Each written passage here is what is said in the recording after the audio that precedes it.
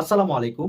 সম্প্রতি কট্টর হিন্দুত্ববাদী সংগঠন ইসকন সংশ্লিষ্ট ২০২টি অ্যাকাউন্টে প্রায় ২৩৬ কোটি ৪২ লাখ টাকার সন্ধান পেয়েছে বাংলাদেশের আর্থিক খাতের গোয়েন্দা সংস্থা বিএফআইইউ। এই বিষয়টি নিয়ে আজকে কথা বলবো। শুরুতেই আমি জাগো নিউজ থেকে পড়ছি। সেখানে লিখেছে, ইসকন সংশ্লিষ্ট ২০২ ব্যাংক হিসাবে ২৩৬ কোটি টাকা জমা। ইসকন সংশ্লিষ্ট ২০২টি ব্যাংক অ্যাকাউন্টের সন্ধান পেয়েছে আর্থিক খাতের গোয়েন্দা সংস্থা Bangladesh financial intelligence unit BFIU. এসব ব্যাংক হিসাবে মোট ২৩৬ কোটি ৪২ লাখ টাকা পাওয়া গেছে। সংস্থাটির সূত্রে এসব তথ্য জানা যায়। বিএফআইইউ জানায়, ইসকনের ২০২ ব্যাংক হিসাবে ২৩৬ কোটি টাকা জমার তথ্য পাওয়া গেছে। গত ২৯ নভেম্বর পর্যন্ত হিসাব এবং অ্যাকাউন্ট থেকে ২২ কোটি ৭৩ লাখ টাকা উত্তোলন করা হয়েছে। এখনো ব্যাংক হিসাবগুলোতে ১২ কোটি ৯৪ লাখ টাকা জমা রয়েছে। ইসকনের বিতর্কিত নেতা চিন্ময় দাসের নামে ৩ কোটি ৯২ লাখ টাকা জমা হয়েছে। পুরো অর্থই উত্তোলন করা হয়েছে। সংগ্রামী ভাইরা, এই যে ২৩৬ কোটি ৪২ লাখ টাকা, এটা কিন্তু সামান্য কিছু অর্থ না, যেটা সন্দেহের জন্ম দিবে না। অবশ্যই এটা সন্দেহজনক একটা বিষয়, কারণ বাংলাদেশে এই যে ইসকন হিন্দুত্ববাদী সংগঠন ইসকন, এই ইসকন বিভিন্ন সময় বাংলাদেশকে অস্থিতিশীল করার জন্য পায়তারা করেছে। হিন্দুদের অধিকারকে হাতিয়ার বানিয়ে এরা বিভিন্নভাবে দেশকে অস্থিতিশীল করার চেষ্টা করেছে। ৮ দফা নাম দিয়ে তারা বিভিন্নভাবে বাংলাদেশকে ভারতের একটা চাপে পরিণত করেছে। তারা বাংলাদেশের কাছে তাদের কোনো দায়বদ্ধতা নেই, তাদের দায়বদ্ধতা ভারতের কাছে। আমরা মনে করি তারা বাংলাদেশের কোনো সংগঠন না, তারা ভারতের সংগঠন।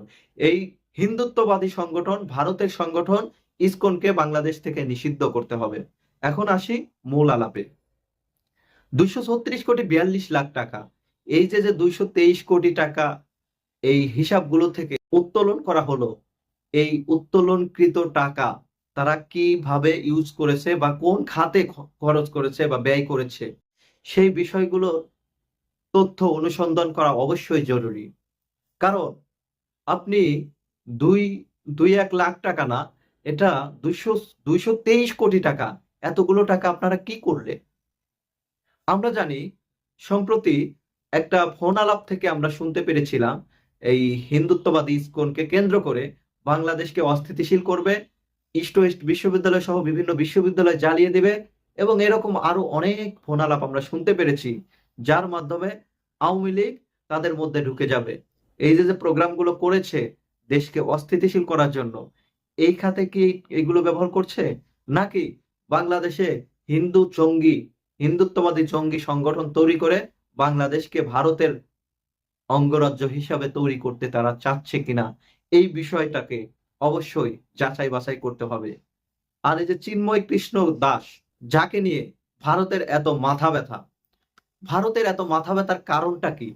ভারতের এত মাথা ব্যথার কারণ, তাকে দিয়েই তাদের সোনার ডিম পাড়া হাঁস শেখ হাসিনাকে বাংলাদেশে পুনর্বাসিত করতে চায় এই ভারত সরকার। এই কট্টর বিজেপি সরকার ইসকনকে হাতিয়ার বানিয়ে তারা এইভাবে স্বৈরাচারী শেখ হাসিনাকে বাংলাদেশে পুনর্বাসন করার দিবা স্বপ্ন দেখছে। এখন এই যে ইসকন, এই ইসকন বাংলাদেশে একটা এজেন্ডা নিয়ে এসেছে। আমরা চিন্ময় কৃষ্ণ দাসের বক্তব্যে শুনেছিলাম যে আমাদের মূল লক্ষ্য শেখ হাসিনার ক্ষমতাকে পাকাপোক্ত করা। যেহেতু শেখ হাসিনার ক্ষমতাকে তারা পাকাপোক্ত করতে ব্যর্থ হয়েছে, এখন শেখ হাসিনাকে আবার পুনর্বাসন করাই তাদের লক্ষ্য বলে আমি মনে করছি। আমাদের মুসলমান ভাই, আমাদের মুসলিম ভাই আলিফকে কিভাবে হত্যা করা হয়েছে, হত্যা করেছে এই ইসকন হত্যা করার পরে তারাই উল্টো আমাদের দেশের জনগণের নামে, আমাদের দেশের মুসলিমদের নামে তারা বিভিন্নভাবে অপপ্রচার করে। ভারতীয় বিভিন্ন মিডিয়ায় তারা অপপ্রচার করে। এই অপপ্রচারের মাধ্যমে বাংলাদেশকে তারা বহির্বিশ্বে একটা সংখ্যালঘুদের হামলাকারী রাষ্ট্র হিসাবে তারা প্রমাণ করতে চায়। এই জন্য বাংলাদেশের ছাত্র জনতাকে বলবো, অবশ্যই এই বিষয়ে আপনাদের সতর্ক থাকতে হবে। আমাদের ভাই আলিফ হত্যার কি বিচার হবে? এই যে আলিফ হত্যা মামলায় ছয়জনকে দিয়ে যে তদন্ত কমিটি গঠন করা হয়েছিল, সেই তদন্ত কমিটির প্রত্যেকেই এখান থেকে পদত্যাগ করেছে। তারা পদত্যাগ করেছে নাকি তাদের জোর করে জোর জবরদস্তি পদত্যাগ করানো হয়েছে, এই বিষয়ে বাংলাদেশের অন্তর্বর্তীকালীন সরকারকে অবশ্যই তদন্ত করতে হবে। কারণ কি এমন চাপ একজন মানুষকে হত্যা করে ফেললো, একজন মুসলমান ভাইকে এই ইসকন হত্যা করে ফেললো, হত্যা মামলার ওই মামলা থেকে সরে দাঁড়াতে হচ্ছে, কি এমন চাপ তাদের? আমরা জানি ভারতীয় গোয়েন্দা সংস্থা বিভিন্ন ভাবে বাংলাদেশ সরকারকে চাপ দেওয়া শুরু করেছে। তারা বিগত সময়ে আমরা দেখেছি সালাউদ্দিন কাদের সহ বিভিন্ন নেতাদের তারা গুম করে ভারতে নিয়ে যেত। তাদের এই রকম প্রভাব রয়েছে। সচিবালয় সহ প্রত্যেকটা জায়গায় ভারতীয় গোয়েন্দা সংস্থা রয়ের এক একটা অফিস রয়েছে এবং প্রত্যেকটা জায়গা তারা দখল করে রেখেছে। এইগুলোকে চিহ্নিত করে অতি দ্রুত এই রয়ের এজেন্টদের বাংলাদেশ থেকে বিতাড়িত করতে হবে। যেভাবে স্বৈরাচার শেখ হাসিনাকে বিতাড়িত করেছি, সেইভাবে এই ভারতীয় এজেন্টদেরকে বাংলাদেশ থেকে বিতাড়িত করতে হবে। যারা ভারতের কথা বলবে, যে রাজনৈতিক দলই হোক, বড় হোক ছোট হোক, যারা এই ভারতের পক্ষে কথা বলবে, তাদেরকেই আমরা দেশের শত্রু হিসাবে গণ্য করব। সংগ্রামী ভাইরা, আর বেশি কথা বাড়াবো না, সামান্য একটা বিষয় নিয়ে কথা বলছি। আমরা জানি চাঁদপুরে 7 জনকে হত্যা করা হয়েছে। এই 7 জনকে হত্যা করার পরে এই যে আকাশ মণ্ডল, একজন হিন্দু মানুষ, তার নাম কিভাবে ইরফান হয়ে গেল, তার নাম আকাশ মণ্ডল থেকে কিভাবে ইরফান হলো, এই বিষয়গুলোকে অবশ্যই তদন্ত করতে হবে। আমাদের ওসি প্রদীপ, এর কি বিচার আসলেও হবে?